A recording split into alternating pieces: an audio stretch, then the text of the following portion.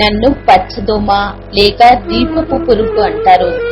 నేను పచ్చ లేక పసుపు పచ్చ శరీరంతో తలభాగం వెడల్పుగా, చివరి భాగం సన్నగా, వీపు మీద 2 నల్ల మచ్చలతో ఆకుల అడుగు భాగంలో కేంద్రీకరించి ఉంటాను.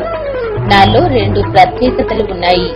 అవి ఏమిటంటే, నేను వెలుతురికి ఆకర్షింపబడతాను, మరి నేరుగా కాకుండా ప్రక్కలకి కదులుతూ ఉంటాను.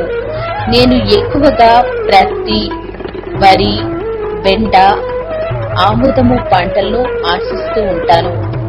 నేను ముఖ్యంగా ఆగస్టు నుండి 4 నుంచి 5 తెరల రూపంలో పైరుపై దాడి చేస్తాను.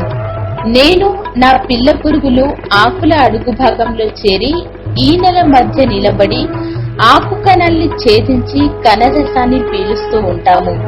దీనితో ఆకులు పెలుసుగా మారి జీవం కోల్పోతాయి.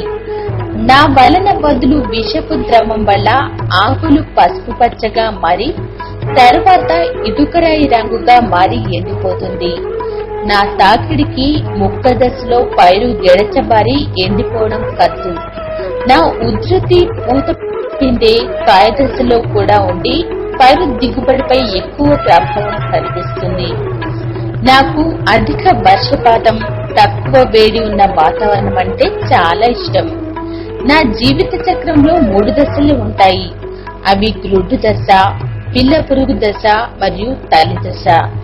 నా తల్లి పురుగు దాదాపుగా 40 గ్రుడ్లను ఆకు ఈన కణాల్లో గాని ఆకు తొడుములో కానీ దూర్చి పెడుతుంది.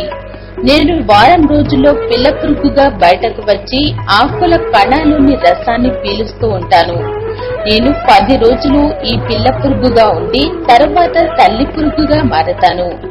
పొలంలో నా ఉనికిని గమనిస్తే నివారించడానికి ఇమిడాక్లోప్రిడ్ లేక కార్బోసల్ఫాన్ మందులతో విత్తన శుద్ధి చేయాలి, లేదా విత్తిన 30 రోజులలోపు పొడి మందులైన ఎండోసల్ఫాన్ లేదా కార్బారిల్ను మంచు పాదుల్లో చల్లాలి, లేదా డైమిథోయేట్ 2 మిల్లీలీటర్లు లేక మోనోక్రోటోపాస్ 1.6 మిల్లీలీటర్లు 1 లీటర్ నీటికి కలిపి ఆకుల అడుగు భాగంలో పడేటట్టు పిచికారీ చేయాలి.